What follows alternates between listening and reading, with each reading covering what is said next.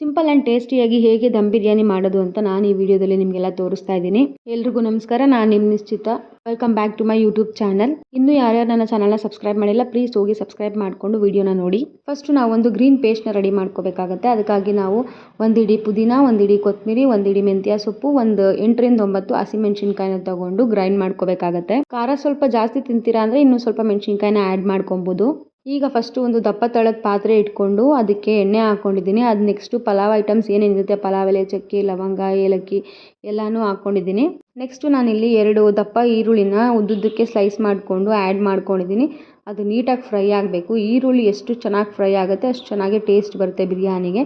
Next ಇಲ್ಲಿ 2 table spoon ಆಗೋಷ್ಟು ಶುಂಠಿ ಬೆಳ್ಳುಳ್ಳಿ ಪೇಸ್ಟ್ನ ಆ್ಯಡ್ ಮಾಡ್ಕೊತಾ ಇದ್ದೀನಿ. ಅದು ಹಸಿ ವಾಸನೆ ಹೋಗೋ ತನಕ ನೀಟಾಗಿ ಫ್ರೈ ಮಾಡ್ಕೊಬೇಕಾಗತ್ತೆ.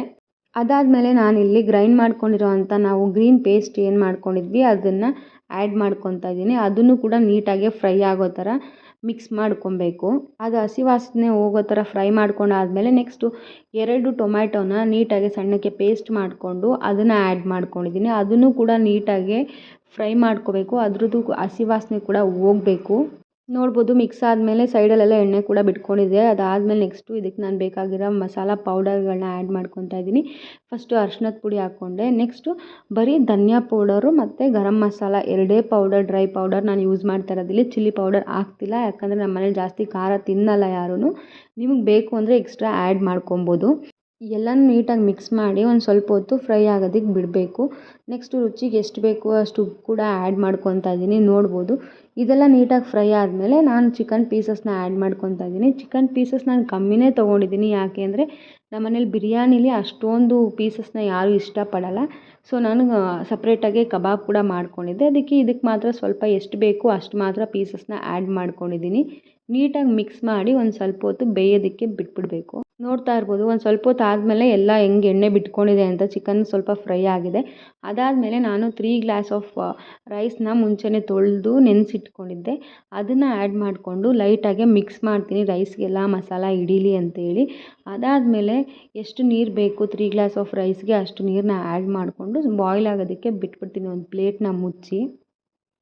ನೀರು ಆ್ಯಡ್ ಮಾಡಿದ್ಮೇಲೆ ಎಲ್ಲ ಮಿಕ್ಸ್ ಮಾಡಿ ಒಂದ್ಸರಿ ನಿಮ್ಗೆ ಇನ್ನೊಂದು ಸ್ವಲ್ಪ ಸಾಲ್ಟ್ ಬೇಕು ಅನಿಸಿದ್ರೆ ಸಾಲ್ಟ್ ಕೂಡ ಆ್ಯಡ್ ಮಾಡ್ಕೊಬೋದು. ನೋಡ್ಬೋದು, ಇಲ್ಲಿ ಪ್ಲೇಟ್ನ ಕವರ್ ಮಾಡಿ ನಾನು ಬಾಯ್ಲ್ ಆಗೋದಕ್ಕೆ ಬಿಟ್ಬಿಟ್ಟಿದ್ದೀನಿ. ಇವಾಗ ಹೆಂಗೆ ಬಾಯ್ಲ್ ಆಗ್ತಿದೆ ನೋಡಿ.